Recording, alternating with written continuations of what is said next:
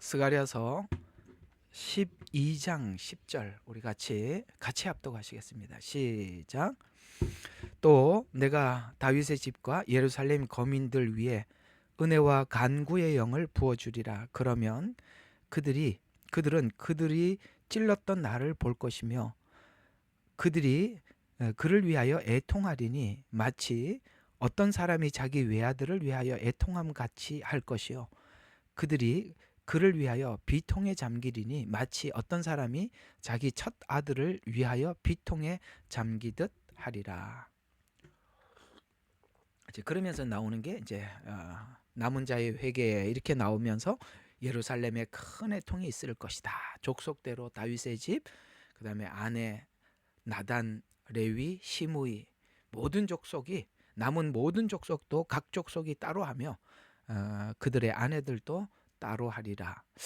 일단 대충 그냥 구조를 한번 봅시다. 자, 이거 하나 보고 들어가는 게 훨씬 여러분들 설명하기 편할 것 같네요. 내가 다윗의 집과 자 여기 보면 9절에 그렇게 그날이 오면 내가 예루살렘을 치러 오는 모든 백성들을 멸하려고 하리라. 이게 뭐죠? 7년 환란 중에 있는 유브라데 전쟁, 아머겟돈 전쟁입니다. 자꾸 이 시간을 얘기하는 거를 그냥 귀가 닳도록 들으셔야 돼요. 또 듣고 또 듣고 또 들어야 여러분들이 이 예언서는요 계속 들어야 나중에 정리가 됩니다. 이게 한번 지나가서 될 수 있는 게 아니에요.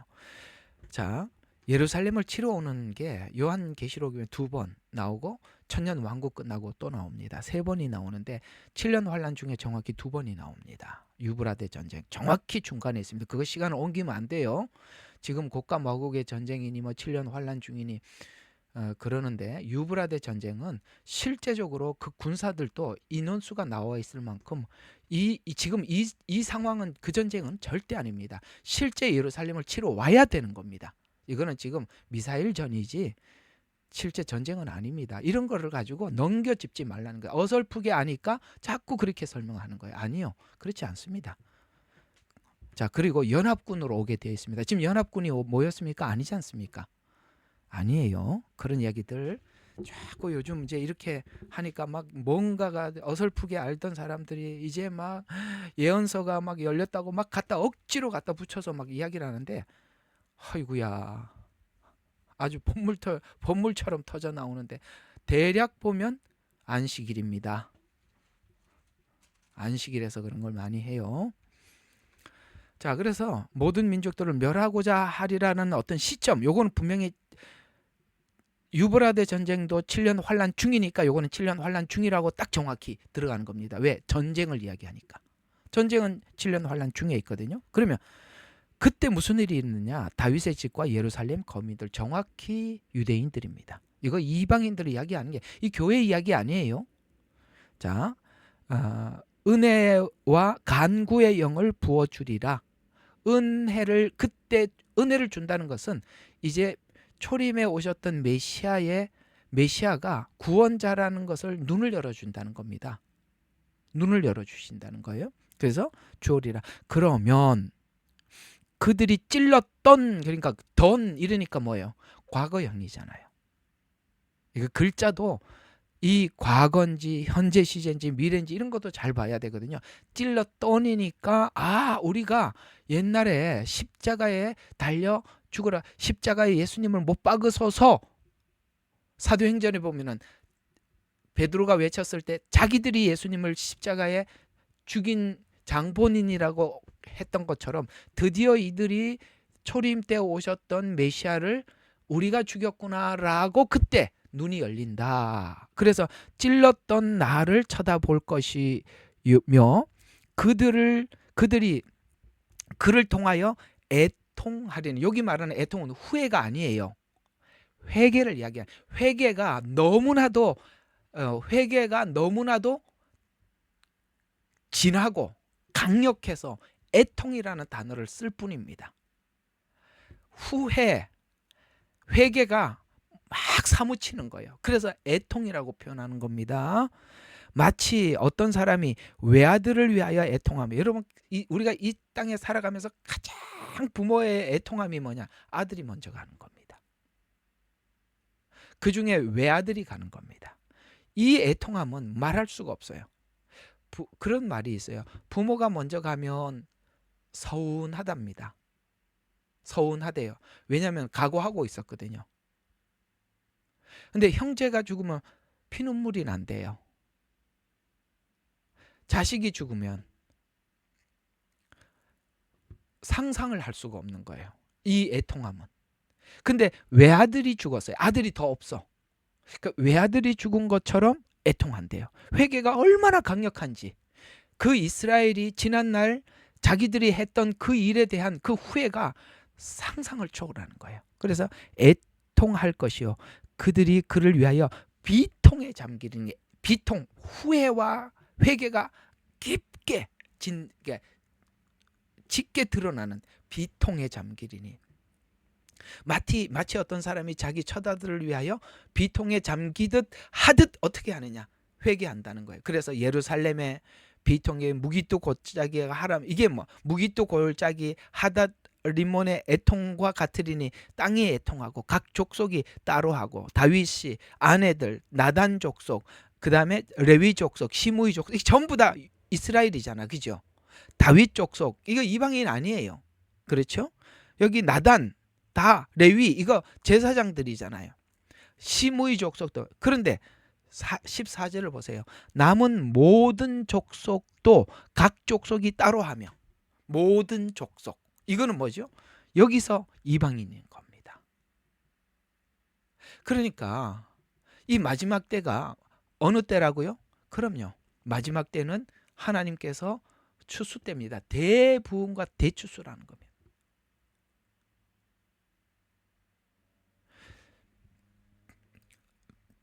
어디를 봐도 7년 환란은 맞으나 환란을 통해서 추수한다는 거예요. 그 추수가, 왜 이런 추수가 일어나느냐? 마지막 때 하나님께서 요엘서에서 말씀하신 것처럼 엄청난 성령의 강력한 역사가 이 두 증인을 통해서 하나님께서 증거될 겁니다.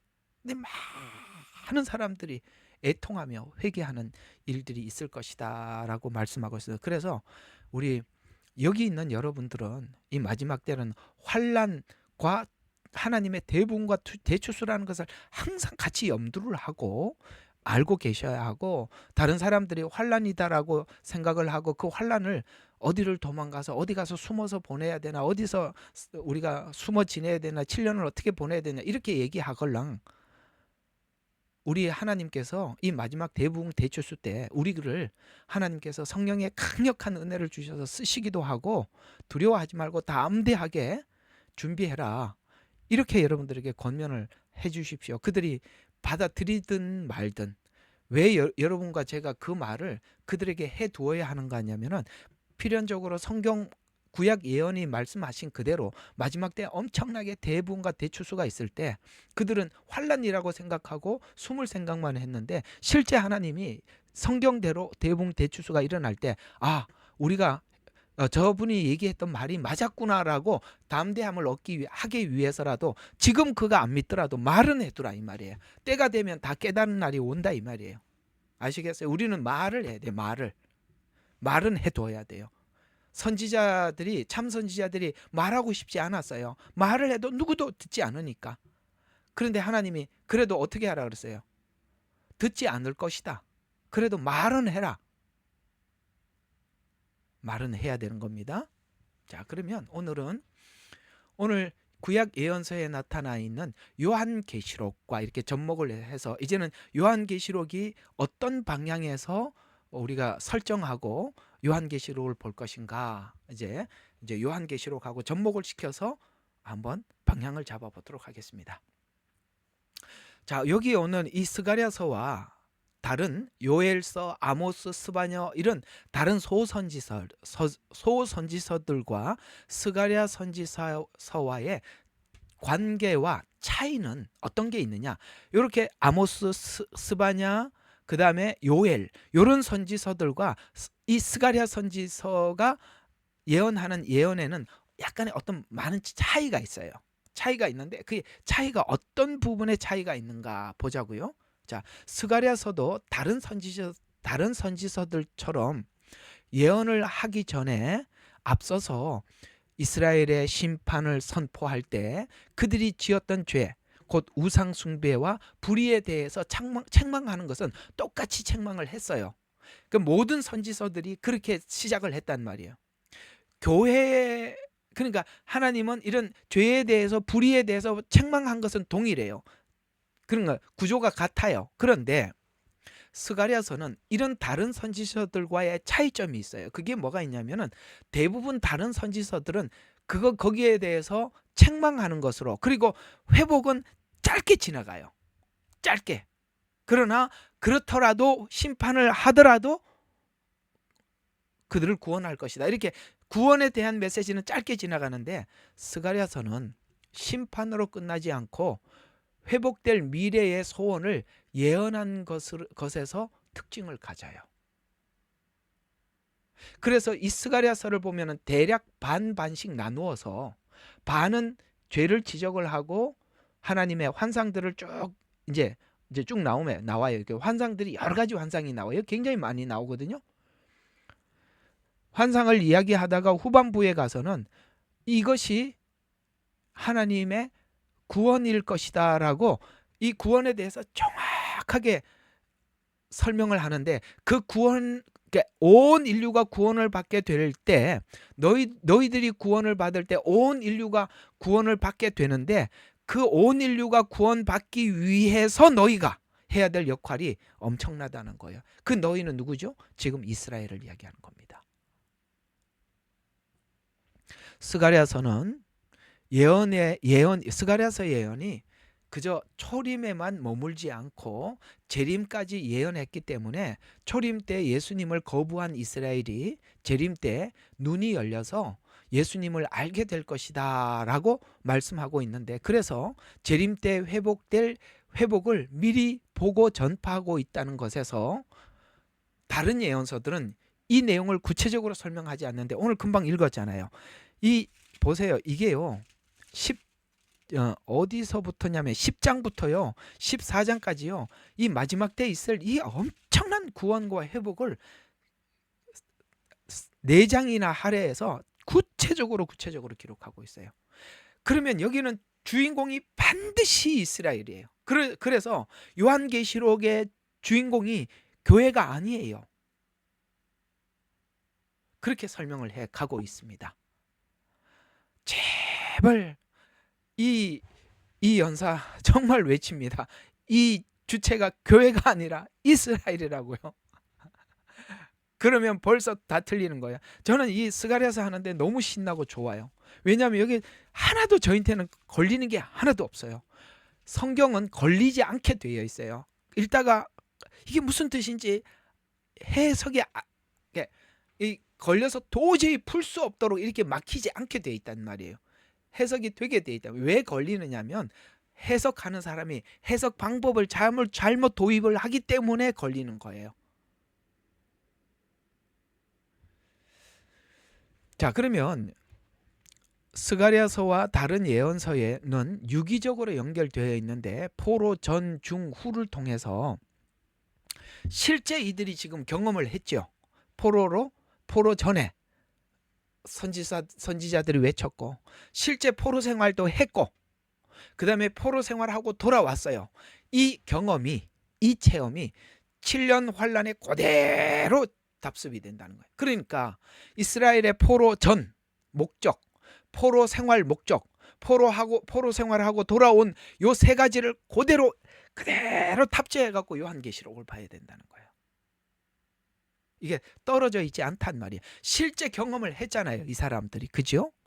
그래서 이걸 바탕으로 요한계시록에 이 스가랴서가 이런 말을 해주는 거예요. 이런 말을 애통한다 이렇게 말을 했을 때, 여러분 포로 전에 이 사람들이 애통한 적이 있어요, 없어요? 없어요. 뭔 말을 해도 저 선지자들의 말을 믿으려고 하지 않아요. 그런데 언제 각성이 일어나느냐? 포로 생활 중에 각성이 일어나요. 포로 생활이 정확히 70년입니다. 마지막 그 70년을 1년으로 줄여서 7년입니다. 70년, 7년 같은 의미예요. 그들이 포로 생활했을 때하고 똑같다 이 말이에요. 그런데 돌아오고 난 뒤에 어떻게 했습니까? 엄청난 회개 운동이 일어났죠. 에스라, 느헤미야. 목적이 뭐냐? 거기서 다 설명을 하다. 실제 경험하고 돌아와서 여기 예루살렘이 애통할 것이다. 각 족속이 애통할 것이다. 이런 말을 했을 때 자신들이 얼마 전에 회개한 적이 있기 때문에 이 말씀을 그들이 다 알아듣는 거예요. 아, 그래. 우리가 이 포로 생활하고 돌아와서 이렇게 하나님 앞에 애통함이 있었지. 라고 하나님이 요걸 그대로 7년 환란에 그대로 옮겨놓은 겁니다. 똑같은 흐름이라 이런 이야기가 되는 것이죠. 포로기는 마치 이스라엘의 7년을 예표한다는 의미에서 예언이 목적하는 예언의 보석을 발견하게 돼. 이걸 스가랴서만 딱 소화를 해도 요한계시록을 푸는데 아무런 하자가 없어요. 이 관점에서 보면요, 인재앙, 나팔재앙, 대접재앙이 무슨 뜻인지 그냥 말할 필요 없어서 정확하게 이해가 돼요. 보석입니다, 이 스가랴서가. 그래서 이스라엘은 포로기에 지금껏 잘못 이해해왔던 하나님에 대한 왜곡된 신앙을 바로잡는 시간이 됩니다. 이스라엘 백성들이 포로 생활 가운데 지난날 하나님에 대해서 오해하고 잘못 생각했던 것 중에서 바로잡힌 것이 많이 있으나 그 중에 가장 그들에게 충격적으로 다가왔던 이해가 뭐냐면 구원이 이방인에게도 있다라는 겁니다. 에스겔서 제가 강의하면서 앞부분에 굉장히 강조했죠. 하나님께서 에스겔에게 환상을 보여주셨습니다. 그 환상에는 성전이 날개가 있고 바퀴가 달리고 그래서 날아가기도 하고 좌우를 막 움직여. 이스라엘은 어떤 생각을 했냐? 하나님은 이스라엘에게만 함께 하시고 이스라엘에게만 임재하시고 예루살렘에만 계신다고 생각을 했는데 하나님의 법궤가 성전이 날아서 바빌론으로 날아가 버렸어. 여기 스가랴에서도 날아가요. 날아가는 게 이제 나중에 할 거예요. 하나님의 막 움직여. 그러니까 지금 이 구원이 우리 이스라엘을 통해서 온 민족에게 구원이 임하였구나라는 것을 그들이 바벨론 포로 생활 가운데 경험하는 게 언제죠? 하나님이 우리와 여기 함께 왔구나라는 것을 체험했을 때가 언제죠? 그렇죠. 다니엘 세 친구가 불 속에 들어갔을 때입니다. 마지막 때 이스라엘 백성들이 다니엘 세 친구가 불 속에 들어간 것처럼 신앙을 지켜 예수를 알지 못하는 이방인들에게 하나님이 계심을 그들의 신앙을 지키는 정조를 통해서 보여줄 겁니다. 그것이 이방인들에게 보여주는 가장 큰 증거가 뭐냐? 유브라데 전쟁에서 승리하는 거. 그 다음에 아마겟돈 전쟁에서 하나님이 임재하는 걸 보는 겁니다. 그런 것들이 바로 이스라엘에게 하나님이 함께하는 것을. 그래서 온 세계가 다 알아요. 이 지구상에 있는 사람들, 인간들 중에 이스라엘 그러면 하나님이 함께하는 나라라는 걸 모르는 사람이 없어요. 이스라엘은 누가 뭐라 그래도 누가 뭐라 그래도 멸망하지 않습니다. 뭘 해도 안 망하게 돼 있어요. 하나님이 보호하셔요. 마지막 때 그들을 증언자로 쓰신다고 하나님께서 지금 이 전쟁을 통해서 그 이스라엘 백성들에게 하나님을 향한 믿음을 더욱더 견고하게 만드시는 겁니다. 여러분, 우리가 직접 전쟁을 안 겪고 있으니까 불안하지 않잖아요. 모르잖아요. 그들은 지금 이렇게 언제 어디서 뭐가 떨어질지 모르고 언제 무슨 일이 일어날지 그 좁은 땅덩어리에 언제 나라가 잃어버릴지 마음에 그러지만 그들은 더욱더 하나님의 약속을 붙잡고 기도하고 지금 믿음을 더욱더 견고하게 만들고 있는 중입니다. 지난날 거절했던 예수님에 대한 바른 시각, 이방인에도 우리에게만 머물지 않고 이방인에도, 그래서 이런 눈이 열리게 돼. 우리가 예수님을 십자가에 못 박았구나, 이런 것들에 대한 눈이 열리게 된다는 것이 포로기와 7년을 접목시켜 보면 이스라엘에게 일어날 눈이 열려 일어날 회복에 관해서 정확하게 스가랴서가 요한계시록과 정확하게 일치한다는 것을 두 군데 증거를 보여주면 스가랴서 12장 10절 오늘 금방 읽었던 그 내용을 보면 자 다윗의 집과 예루살렘의 거민의 간구의 영을 부어주래.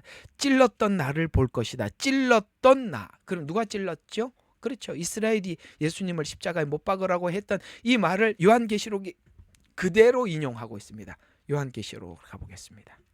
이 말이 요한계시록에 처음부터 정확히 똑같이 나옵니다.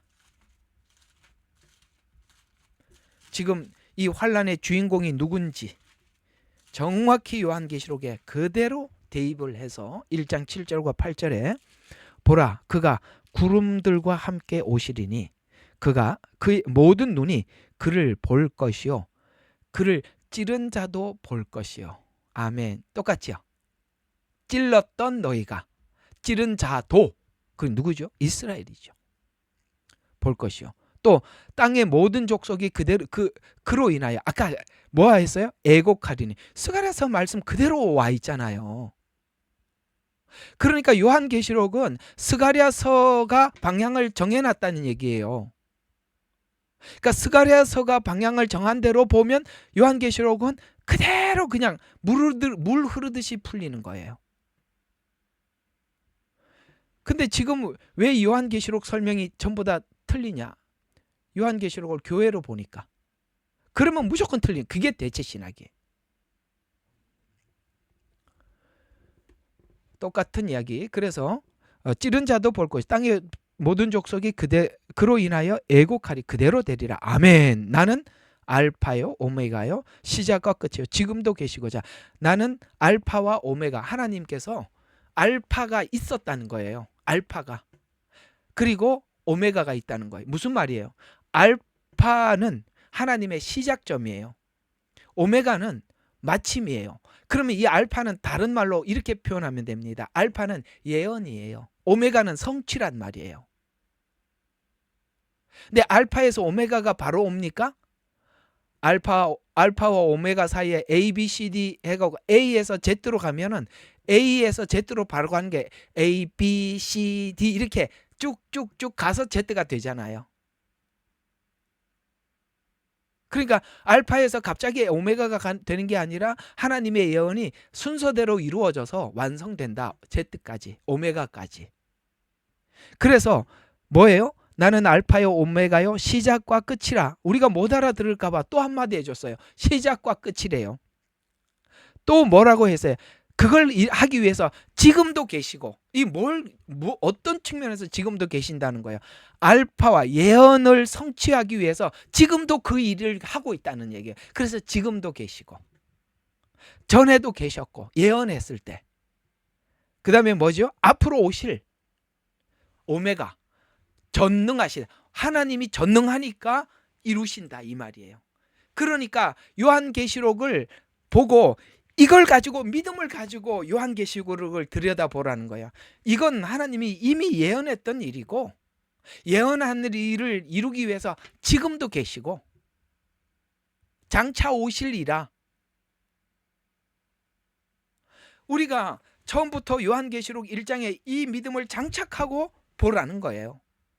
그래서 그 다음 구절을 보니까 너의 형제이며 환난과 예수 그리스도의 왕국과 인내와 동참하는 자인 나 요한은 하나님 말씀과 예수 그리스도를 증거로 인하여 반모라는 섬에 있느니라 라고 하면서 11절에 말씀하시기를 나는 알파와 오메가여 처음이요 마지막이라. 그러므로 내가 보는 것은 책에 있어서 소아시아에 있는 7교회 곧 에베소 이렇게 쭉쭉쭉 이제 앞으로 나오는 그리고 이제 12절에 금초대 사이를 왔다 갔다 하시는 분이다. 초대가 뭐예요? 교회예요. 이 교회가 뭐냐? 아이고 이거 또 이렇게 가면 또 로마서처럼 가는데 그러면 왜 교회가 나오느냐? 이게 자꾸 사람들이 봐라 그렇게 하면서 하나님이 교회 이야기를 하잖냐. 그래서 지금 이게 교회에 관한 이야기가 아니냐. 이렇게 하고 자꾸 또 대체신학 해석하는 사람이 이걸 가지고 또 자꾸 하는데 교회가 뭐 하는 곳이에요? 유대인과 이방인이 함께 모이는 장소예요. 에베소서가 그 얘기했잖아요.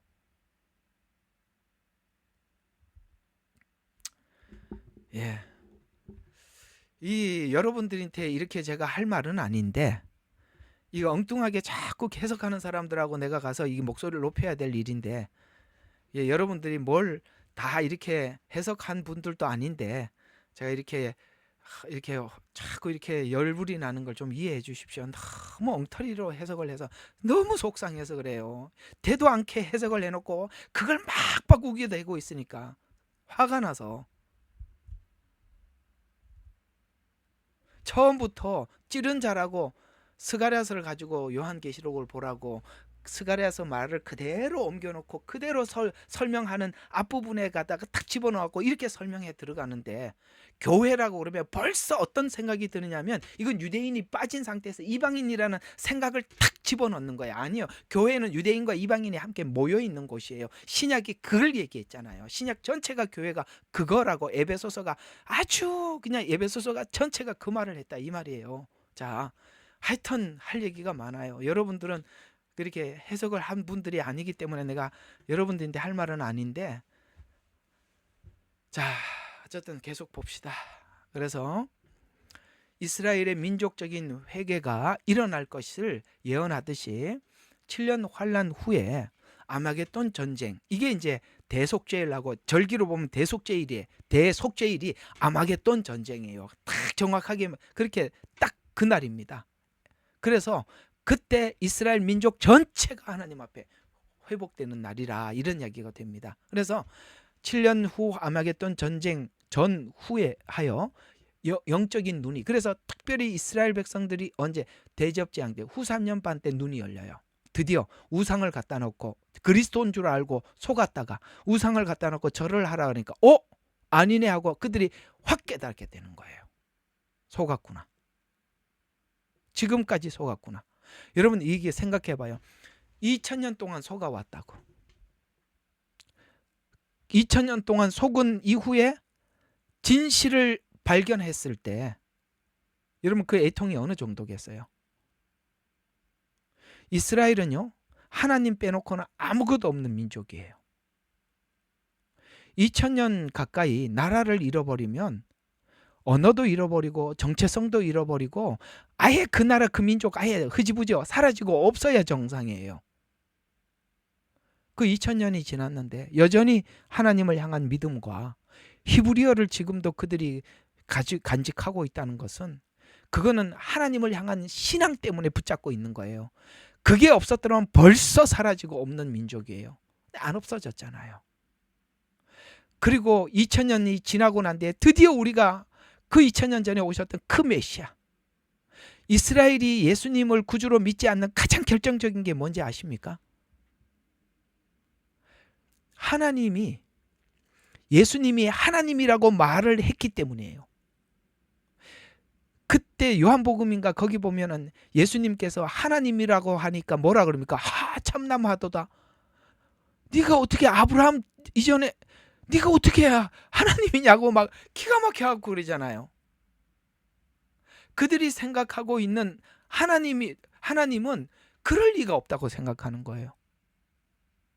근데 우리는 하나님이 오셔서 십자가에 죽어야만 우리 죄가 용서된다는 거 우리는 알고 있어요. 왜냐하면 인간은 누구도 우리의 죄를 대속할 방법이 없어요. 왜? 우리도 죄인인데.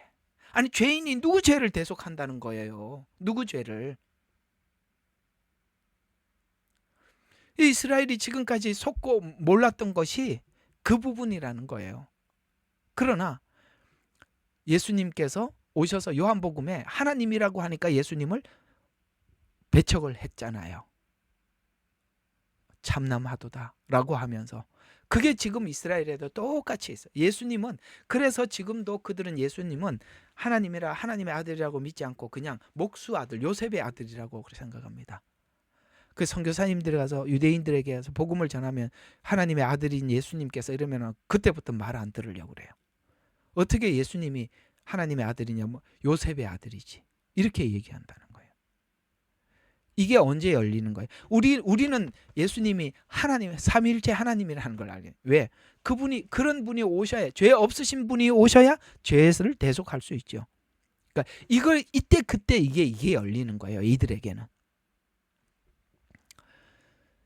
근데 이게 이제 열리는 이 순간이 야곱의 환란이다라고 성경은 그렇게 지적하고 있습니다. 이 말씀은 이스라엘의 회개와 회복의 시간이 야곱의 환란이 7년 중이라고 정확히 말씀해 주셔서 7년의 성격이 무엇인지 말해주고 있고, 지난주에 여러분들에게 말씀드린 것과 같이 이 시간은 이스라엘만의 회복 기간이 아닌 이스라엘의 회복 기간은 이방인의 회복 기간이라고 저번 주에 여러 성경 구절을 통해서 여러분들에게 말씀을 드렸었습니다. 따라서 7년 환란을 통해서 유대인과 이방인의 구원이 상상을 초월할 만큼 회복될 것을 스가랴서는 예표하고 있는데, 여기서 나쁜 짓을 하는 인간들이 있어요. 그게 신사도 운동이에요. 이 신사도 운동을 하는 사람들이 이렇게 설명을 하거든요. 그래서 초창기에 하나님께서 이른 비를 주셔서 처음에 복음을 심을 때 하나님께 성령을 부어주셨는데, 마지막이 되면 요엘서 말씀을 그대로 요엘서 2장 이 말씀을 가지고 남녀에게, 종들에게, 그 종들이 자기라는 거예요.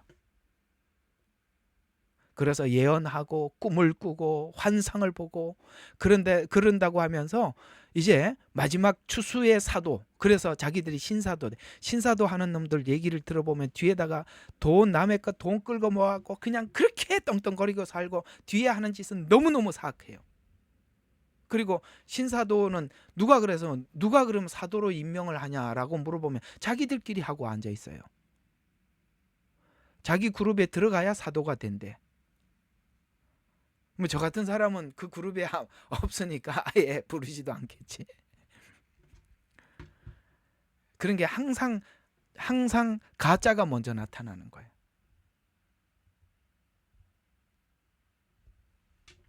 자, 그럼 이 요엘서 말씀 한번 풀어봅시다. 이 마지막 때 대부흥 대추수 때 하나님께서 예언한 요엘서 2장 말씀. 자, 요게 이제 무슨 뜻이냐? 요게 참 여러 가지로 요것도 난해 구절이에요. 사람들마다 이 구절에 대한 해석이 달라요. 근데 정확하게 성경이 말씀하는 대로 풀어보자는 겁니다. 요엘서 2장 28절부터 32절. 제가 이게 좀 중요해서 다 적었어요. 자, 봅시다. 내가 내 영을 모든 육체에게, 이게 무슨 말입니까? 육체에게 부어준다는 얘기는 사도행전에 보면 사도들이 예수 그리스도에 관한 복음을 전하자 사람들이 예수님을 구주로 영접을 하죠. 사도행전의 얘기가 그거잖아요. 그랬더니 사도들 눈에 성령이 예수님을 시인하고 구주로 영접하는 사람들에게 임하는 것을 눈으로 보게 만들어줬어요. 여러분 사도행전에서 보셨죠? 사도행전이 그 얘기하잖아요. 그래서 육체에 부어주었다는 것은 고린도전서 말씀처럼 너희 육신이 하나님의 전인지 알지 못하느냐라는 말씀처럼 하나님께서 우리 마음속에 성령님이 오셔서 예수님을 구주로 영접하면 성령님이 우리 마음속에 내주하신다는 거예요. 내주. 그리고 떠나가지 않고 탄식하고 계시는 거예요. 죄 지으면 이놈아 그게 아니지 않냐, 그렇게 살면 안 된다고 그랬지 않냐, 탄식하고 계실 뿐이지 가시는 게 아니에요. 그래서 육체에 부어준다는 거예요. 그러니까 육체에 부어준다는 말은 성령님이 내 안에 계신다는 말도 되고, 육체에 부어줬다는 말은 우리에게 뭘 이야기하느냐면 실제 삶으로 나타나야 된다는 거예요. 육체에 부어줬다는 것은 실제 몸으로 드리라는 거예요. 성령님이 요구하시는 너희 몸을 거룩한 산제사로 드려라. 왜? 성령님이 내 안에 있지 않냐라고 말하고 있는 겁니다. 그러니까 내가 성령을 받았다고 하면서 그렇게 삶을 살지 않는 것은 있을 수가 없는 일이라는 거예요. 성령님이 그럴 리가 없다는 거예요. 아셨어요? 육체를 부어주리니, 근데 이 육체로 부어주는 기간이 언제까지냐 이거예요. 초림부터 재림까지라는 거예요. 그러면 너희 아들들과 너희 딸들이 예언할 것이요. 예언이 있대요. 초창기에 보면 이 사도행전에 이런 일들이 다 있었던 거예요. 노인들이 꿈을 꿨어요. 청년들이 환상을 봤어요. 그러나 잘 들어요. 초창기에 이른 비 내리는 성령은 마지막 때 내릴 성령의 비에 비해서, 여기는 예를 들어서 이쪽이 20이라면 후반부에 올 게 80이고 이쪽이 70이면 이쪽은 30이면 여기는 70이라는 거예요. 원래 이스라엘은 하나님께서 비를 내려 주실 때 파종을 할 때는 20% 전체 비에서 30%밖에 주질 않아요. 마지막 때 모든 비를 쏟는 거예요. 마지막 때 성령은 엄청 강력해서 두 증인의 사역은 사도들의 사역과 비교할 수 없어요. 초창기 사도들의 사역과 비교할 수 없단 말이에요. 그 얘기를 하고 있는 겁니다. 베드로가 설교를 하다 이 요엘서 말씀이 약속하신 대로 성령님이 왔다고 외치고 있는 거예요. 내가 내 영을 모든 육체에게 부어주는 시작이 바로 이 순간이다. 왜? 눈으로 봤잖아요. 베드로가 눈으로 보고 이 얘기를 하고 있는 겁니다. 그러면 너희 아들들과 딸들이 예언할 것이요 꿈을 꾸리라. 노인들은 꿈을, 청년들은 환상을 보리라. 또 그 날들에는 이게 오타네요. 내가 남종과 여종에게 부어주리라. 종에게 부어준대요. 여종도 부어준대요. 그래서 마지막 때 여종도 있어요. 여종이 있다고 하니까 내가 하늘들과 땅의 이적을 보리니, 자, 요게 이제 사람들 요 부분에 대한 이야기가 달라요. 피, 불, 연기, 기둥이 뭐냐? 이제 요것도 설명을 해드리겠습니다. 자, 요 피, 불, 연기, 기둥 딱 기억해 두세요. 드리라. 주의 위대하고 두려운 날이 오기 전에 흑암으로 달이 피로 변하리라. 이거 뭐죠? 예, 나팔재앙, 대접재앙 때 있는 사건들 그냥 압축해 놓아서 설명한 거잖아, 맞죠? 예, 흑암 재앙이 있지 않습니까? 흑암으로 달이 피로 변하리라. 이거는 심판, 여기 있는 피, 요 피와 요 피야 어떤 의미가 있어요? 피로 변하리라. 누구든지 주의 이름을 부르는 자는 구원을 얻으리라. 이때 주의 이름을 부르는 자는 구원을 얻으리라. 이는 주께서 말씀하신 대로 시온성과 예루살렘에 구해냄이 있으리라. 이스라엘을 구원하. 여기 이스라엘 또 나오잖아요. 시온산과 예루살렘은 교회가 아니에요.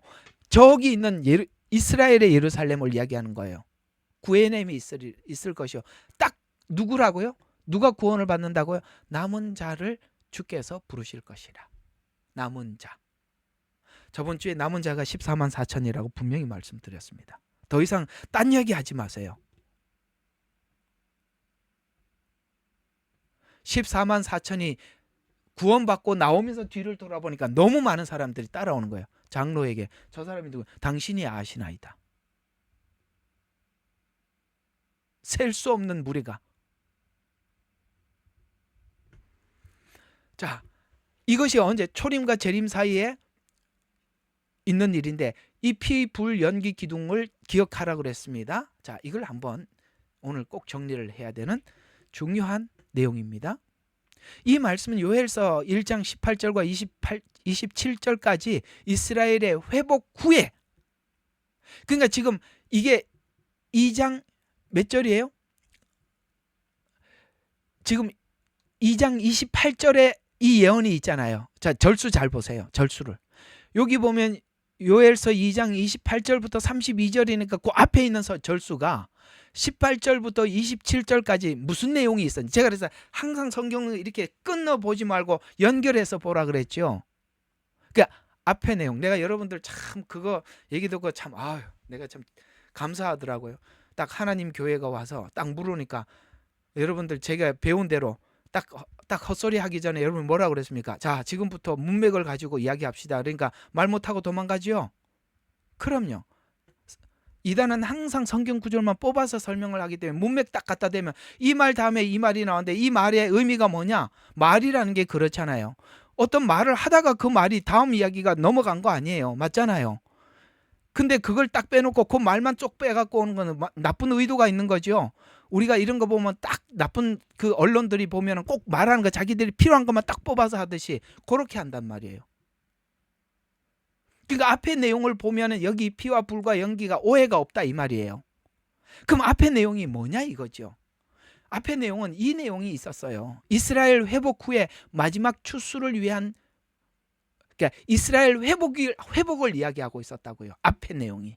그러니까 이스라엘 회복 후에 마지막 추수를 위해서 하나님께서는 이 이스라엘이 회복 후에 마지막 추수를 위해서 예언, 꿈, 환상을 남녀노소에게 부어 준다라고 하니까 뭘 딱 느끼게 됐냐면 이스라엘이 회복 후니까 그건 언제예요? 7년 환란 중이잖아요. 그러니까 7년 환란 중에 이것이 강력해진다는 얘기가 되는 거예요. 근데 여기에는 뭐라고 얘기해? 모든 남녀애라고 이야기하고 있어. 모든. 초대 교회는 하나님께서 특별히 선택한 사도들, 빌립, 스데반 이런 집사들에게 하나님이 특별히 몇몇에게 했지만 마지막 때는 하나님을 믿는 종들에게 누구에게나 강력하게 부어준다는 거예요. 그러면서 한번 봐요. 이 피와 불과 연기라는 말은 어떤 사람에게는 이 피, 불, 연기가 복음이 되고 누구에게는 피, 불, 연기가 심판입니다. 성경은 이 피, 불, 연기, 기둥을 이렇게 두 군데로 나누어서 설명을 해주고 있어요. 어떤 데는 구원을 설명할 때 이게 들어가 있고 어떤 데는 심판을 설명할 때도 들어가 있어요. 여러분, 이 마지막 7년 환란은 누구에게는 뭡니까? 예를 들어서 바벨론 성에 바벨, 그 적그리스도에게 속한 사람들의 피, 불, 연기는 그야말로 피, 불, 연기처럼 이 재앙 때 나타나는 피, 불, 연기예요. 그러나 구원받는 사람들에게는 이것이 뭡니까? 구원의 증표가 되는 겁니다. 구원의 역사가 되는 겁니다. 그래서 이렇게 되는 겁니다. 자, 피불연기는 계시록에 등장하는 심판의 도구로 설명하는데 계시록 심판 도구를 종합해 보면 이게 다 뭐지요? 이렇게 피는 뭡니까? 전쟁으로 인한 살상. 그다음에 그래서 말굴레까지 피가 가득 찼다라고 말씀하고 있잖아요. 피. 그 다음에 또 뭐죠? 불은 뭡니까? 진노와 심판. 예.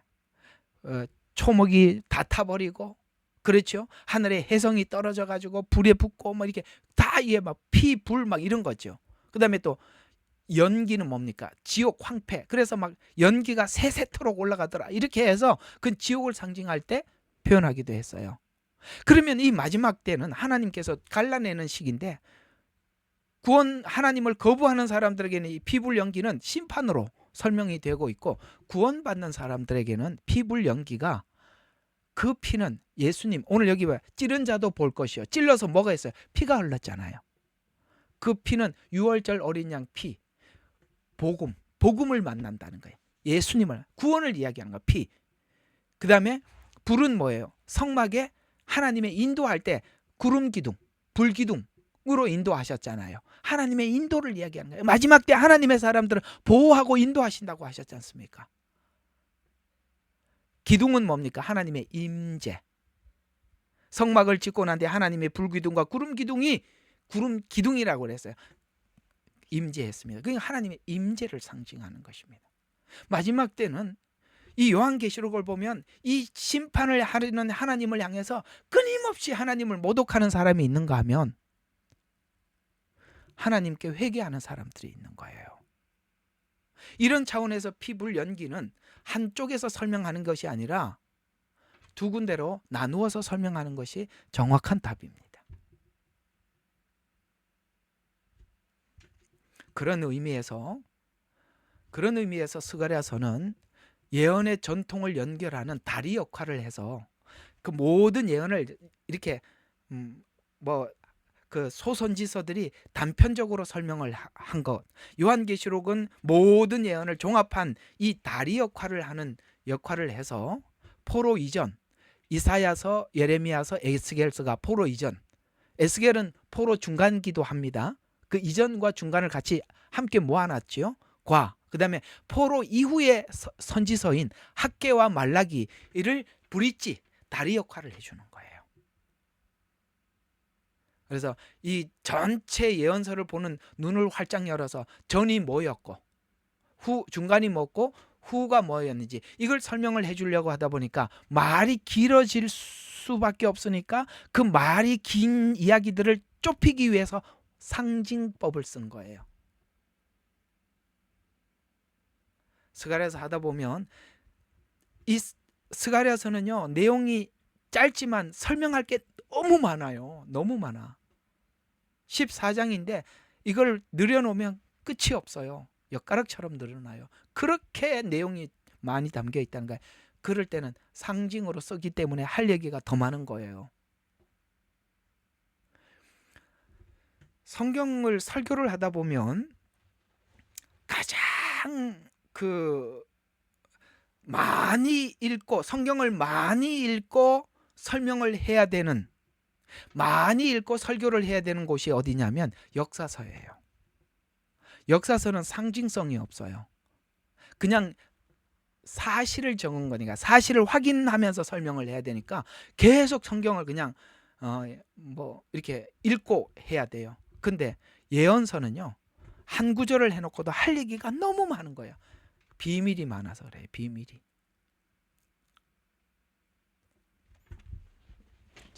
자, 그래서 초림과 재림 전체를 예언하게 되어서 중요한 예언이 스가랴서다. 그래서 이스라엘이 문제에서 넘어가지 못한 죄 문제를 고난을 통해 예수님을 고대하게 만드는 것이 하나님의 주권 통치 아래 구약 예언 흐름을 묵시문학적 환상으로 모든 예언이 구체적이고 유기적으로 연결되어 있다. 이제 하다 보면 이게 무슨 환상이 나오는데 어떤 사람이 무슨 담은 걸 가지고 저기 먼 곳에 날개짓 해가지고 그냥 거기 갖다 버리고 오지를 않나, 그죠?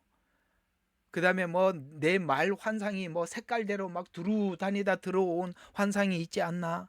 그 다음에 여호수아와 그 다음에 누구죠? 스룹바벨이 더러운 옷을 입고 서 있는데 하나님이 그거를 막 사단이 고발을 하니까 그 옷을 벗기고 입히라고 하질 않나. 스룹바벨과 그런 건 다 뭐냐면은 온 인류의 제사장의 역할을 감당했던 이스라엘을 이야기하는 겁니다. 이스라엘은 하나님과 우리 사이의 중재자예요. 신기하죠? 하면서 할 얘기가 많아요. 그래서 포로전에 선지자들의 말을 알아듣지 못하듯 복음에 눈이 열리지 않고 포로 중간에 눈이 열려서 회복하여 돌아오듯이 7년을 예표하고 포로 후에 돌아온 이스라엘 백성이 약속한 은혜를 누리며 감격하듯 예수님을 만나 새 생명, 새 삶을 누릴 것을 의미합니다. 이에 모든 예언서는 구속자 예수님께 초점이 맞춰져 있다는 것이 특징이고, 그래서 포로 전중 후 선지서를 통해서 하나님의 방향성, 마지막 때 방향성, 그 다음에 목적이 뭔지 목적성을 알고 동일한 관점으로 요한계시록을 이해해 들어갈 때 요한계시록의 목적과 방향을 스가랴에서 붙잡고 들어가야 해석해야 된다, 이렇게 되는 것입니다. 스가랴서는, 그러니까 누가 요한계시록을 해석을 하면 스가랴서는 어떻게 보냐라고 물어보셔야 돼요. 스가랴서에 대한 이해가 하나도 없이 요한계시록을 설명을 하기 시작하면 이 사람은 분명히 대체신학으로 한 거야. 대체신학이 빠진 사람만 스가랴서가 제대로 보이게 돼 있어요. 그냥 그렇게 되게 돼 있어요. 스가랴는 메시아의 예언을 더욱 구체화해서 신약에서 예수님 사역 중에서 예수님께 종려주일에 나귀를 타고 들어간 사건을 기록합니다. 여기 놀랍게도. 그래서 예수님의 초림이 어떻게 오실지를 잘 연해서 이 시작이 예수님께서 종려주일날 예루살렘 성에 입성하는 날이라고 그 날짜까지 정확하게 예언해놨다는 거예요. 그래서 예수님께서 나귀를 타고 예루살렘에 들어가신 겁니다. 예언을 성취하기 위해서. 스가랴서의 초점에 대해 매우 정확하게 예언하는데 초림과 재림 사이에 이방인과 유대 구원이 시작되는데 초림 예수님이 누구이신지에 대한 예언을 매우 자세하게 예언한 사건이 종려주일 사건입니다. 예수님께서 나귀를 타고 성전에 들어간 사건은 다니엘 70일에 69일째가 되는 날이에요. 그러니까 70일에서 69일에가 끝나는 날이래요. 그러니까 한 일에만 남았다는 거죠. 그래서 마지막 한 일에가 이스라엘의 때임을 설명을 하면서 다니엘서하고 자연스럽게 연결이 됩니다. 스가랴, 다니엘, 에스겔, 요한계시록 요 정도만 연결을 해도 정확하게 쫙 기가 막히게 쫙 지나갑니다. 이 성경들이. 그래서 이 마지막 한일회가 이스라엘 때임을 말해주고 있습니다. 나귀를 타고 들어간 사건은 이런 상징성을 가지고 있는데, 스가랴 예언한 대로 그 성전이 겸손한 예수님이 들어가 있을 때만이 진정한 회복이 있을 것을 예언한 중요한 예언이 되고, 예수님께서 성전에 들어간 이 사건이 이 내용이 너무나도 중요하게 여기는 스가랴서의 핵심입니다. 이 예언은 다니엘서에서 말하는 71회와 예언과 일치합니다. 자, 이제 요약해서 정리를 하면서, 이렇게 오늘 좀 늦더라도 다 해야 이제 다음 주에 제대로 들어가니까, 오늘 진짜 서론을 마치니까 요약해서 정리를 하고 오늘 마쳐보도록 하겠습니다. 스가랴서는 학계와 함께 포로 귀환기에 활동하고 성전 재건과 영적 회복을 외쳤습니다. 이전 선지자들, 그러니까 포로 이전 선지자들은 포로기가 고난스러운 시간이긴 하나 이 시간을 통해서 회복을 체험하게 될 것이다 라고 외쳤었어요. 그러니까 있어야 된다. 7년이 없이 하나님, 예수님이 재림하면 이 하나님께서는 우리를 사랑하지 않고 그냥 심판하는 거예요. 마지막 하나님이 기회를 주시는 거예요. 얼마나 감사한지 몰라요. 7년 환란이 하나님이 이게 있다는 것은 하나님 마지막 기회를 주시는 거예요. 그래서 이 새 언약을 통해서 미래의 확고한 약속을 약속받게 될 것이고, 어떤 날, 어떤 시간인 여호와의 날.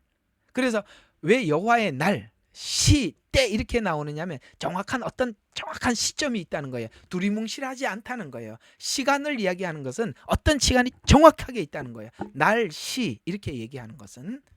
그래서 날, 종말에 있을 환상을 구체적으로 보임으로써 믿는 신자들이 포로 생활에서 돌아와 지친 백성들을 도리어 회복의 소망을 주는 거예요. 자, 이 스가랴서 이때 다 지쳐 있었어요. 이것이 무엇이었는지 설명해 줌으로써, 야, 이 하나님의 우리를 회복시키는 마지막 배려로 우리가 거기 갔다 와서 이렇게 회복이 됐구나, 미래에 이런 일이 있을 거다라고 해서 지친 그들에게 소망을 주기 위해서 스가랴서를 기록했습니다. 이 말씀은 7년 환란은 포로기와 같은 유대인을 이방인을 통해 말할 수 없는 고난의 날이 되겠지만, 포로기의 이방인과 유대인에게 가장 분명하게 나타났던 하나님의 역사를 통해 둘 다 회복과 구원의 기회가 주어질 것을 예언합니다. 결과적으로 스가랴서는 구약 예언의 전체 흐름에서 과거 심판에 대한 교훈을 토대로 미래 천년 왕국에 대한 희망, 아까 와서 지친 이들에게 희망을 준다 그랬잖아요. 그리고 스가랴서는 끝부분에 가서는 천년 왕국을 노래하고 있어요. 이게 고난이 너희들의 천년 왕국, 하나님 나라를 너희들에게 상속하기 위한 하나님 마지막 배려였다라는 이야기를 들음으로써 환란을 두렵게 시작하지 않고, 야, 이거 하나님이 주신 마지막 은혜구나 라고 생각하게끔 이 스가랴서를 기록했다는 것입니다. 하나님의 주권적 통치를 통합적으로 제시해서 신약에 계시될 예수 그리스도와 하나님 나라로 이어지는 징검다리 역할을 수행합니다. 그래서 이런 도식이 형성이 돼요. 이 도식을 한번 보면 포로전은 경고입니다. 그게 이제 포로전은 경고. 이게 선지서들이 포로전, 포로중간, 포로후로 이렇게 나누어진다 그랬잖아요. 그걸 요한계시록에다 재앙에 인재앙, 나팔재앙, 대접재앙에다 붙여보면 이렇게 되는 거예요. 포로전은 인재앙입니다. 경고성입니다. 지금 있는 게 인재앙이에요. 전쟁과 기근과 이런 말들이 인재앙이에요. 그건 7년 들어가기 직전에 있는 거예요. 인재앙이라고. 7년 환란에 들어간 게 아니에요. 예, 뭐 누가 그렇게 말을 하든 말든 저는 아닙니다. 아니에요. 그럴 리가 없어요. 그 다음에 중간기는 나팔재앙입니다. 포로 중간기는 대접재앙과 같습니다. 이스라엘이 그 포로 잡혀가기 직전에 어떤 일이 일어났어요? 예루살렘에 전쟁이 일어나서 예루살렘의 3분의 1은 죽고 3분의 1은 포로로 잡혀가고 3분의 1은 남아있다고 했잖아요. 막 진짜 엄청난 거예요. 나팔재앙, 대접재앙. 그렇죠? 그리고 포로 생활하면서 고통을 받는 거예요. 이건 뭡니까? 포로 중은 정결과 회개입니다. 앞에는 경고예요. 지금은 뭐예요? 7년 환란은 정결과 회개가 목적이라는 거예요. 아까 애통한다 그랬잖아요.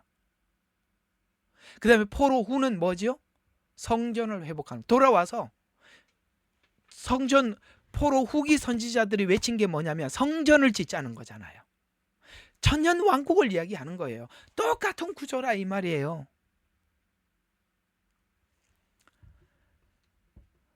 왜 이렇게 많아? 아모스 9장 한번 봅시다. 이것도 그냥 지나칠 수 있는 메시지가 아니에요. 아모스 9장 11절부터 15절. 아이고, 좀 시간이 좀 지나서 죄송합니다만 그래도 하고 지나갑시다. 그러니까 안 하고 마치면 너무 후회가 돼요. 시간 때문에.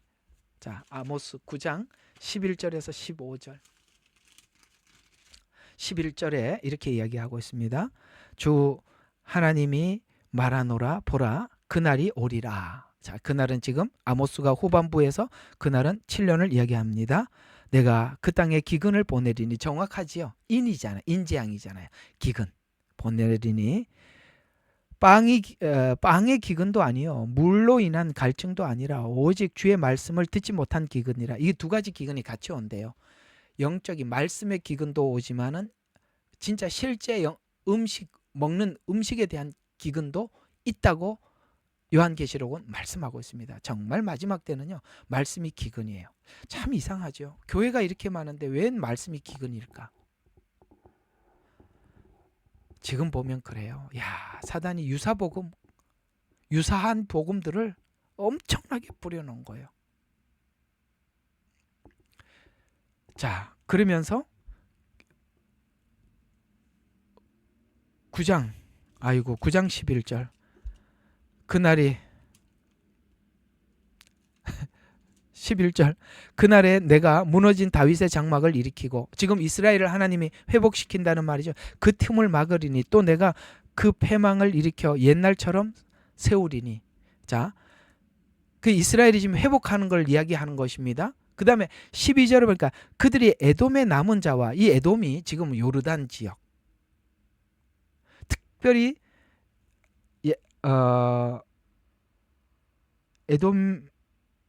에돔이 가인의 후손이니까, 에서의 후손이니까 에서하고 야곱이잖아요. 야곱의 후손은 이스라엘이고 에서의 후손은 여기 에돔이거든요. 근데 에돔이요, 이스라엘을 그렇게 괴롭히지 않을, 정말 괴롭히고 원수 중에 원수였거든요. 근데 보세요. 그날에 에돔의 남은 자, 에돔에도 남은 자가 있대요. 이게 무슨 뜻이냐면 이스라엘을 가장 미워했던, 이런 뜻이에요. 이스라엘을 가장 싫어했던 자와 나의 이름으로 불려지는 모든 이방의 남은 자를 차지하리라. 이 일을 행하는 주가 말하노라. 무슨 말이냐? 지금 원수도 그런 원수가 없어요. 이스라엘과 무슬림은 전부 다 원수예요. 하마스가 그렇고 헤즈볼라가 그렇고, 이란은 뭐 지구상에 이스라엘을 없애는 게 자기 사명이라고 여기니까. 그런 것만큼이나 에돔도 이스라엘을 미워해요. 그런데 하나님은 그 에돔에도 남은 자가 있다는 거예요. 그들이 돌아올 것이다, 이렇게 말씀하고 있어요. 가장 이스라엘을 미워한 적대국도 그날 회복될 거래요. 13절과 15절은 그러니까 이는 완전하고 풍성하게 회복될 것이다. 곡식이 포도주를 따라갈 만큼 풍요롭고, 무너진 성읍이 다시 건설되고, 포로가 돌아오고, 그들은 다시 뽑히지 않을 만큼 완전한 구속이 완성될 것이다. 여기 에돔은, 다윗의 장막은 이스라엘을 이야기하고 에돔은 이방인이 회복되는 거예요. 똑같은 구조예요. 에돔이라는 말은. 그 에돔이라는 말을 쓰는 것은 가장 이스라엘을 싫어하는 자도 돌아온다, 이런 말을 에돔이라고 쓴 거예요. 그냥 우리는 자꾸 에돔에다가 목이 메이지요. 야, 요르단이 돌아온단다, 요르단, 이렇게 연구하면 틀린다 이 말이에요. 이 말은 상징 기법을 썼다고. 원래 예언서는 그렇게 쓰는 거예요. 이 내용을 사도행전 15장 16절과 18절에도 다윗의 무너진 장막을 세워서 이방인들을 주를 찾게 할 것이라고 아모스의 말씀을 근거로 원가지인 이스라엘이 접붙임을 받을 이방인들이 그때도 접붙임을 받아서 율법의 멍에를 씌우지 말고 그들을 우리가 받아들이자라고 사도행전에 야고보가 이스라엘과 함께 회의를 해서 내렸던 결론. 몰라도 돼요. 어쨌든 그런 이야기. 로마서 11장도 그 얘기고, 불순종 가운데 내버려 두었다가 돌아오는데 그게 가장 강력하게 돌아오는 날이 언제라고요? 그날, 야곱의 날 하나님이 접붙이게 하시겠다 말씀하고 있습니다. 자, 아이고 서론 참 오래 했어요. 이제는 드디어 여러분들과 함께 이제 들어가 보려고 합니다.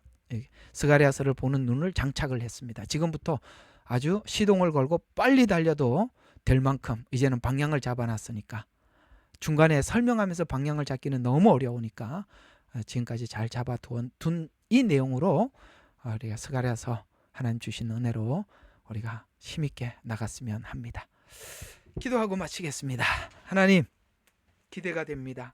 누구는 이 마지막 때 지금 이란과 이스라엘과 또 주변에 있는 하마스와 헤즈볼라와 더 나가서 후티들과 또 러시아와 시리아와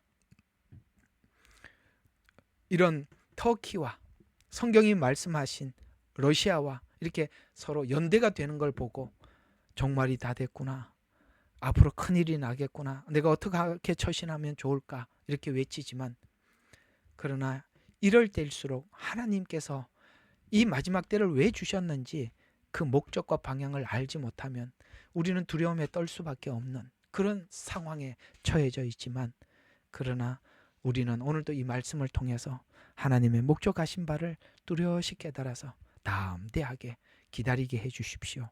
하나님께서는 마지막 때 당신의 백성들을 그저 환난 가운데 내팽개쳐 내버려 두는 것이 아니라 하나님께서는 우리를 각자의 부르심에 따라 각자의 믿음에 따라 하나님께서 보호해 주실 줄로 믿습니다.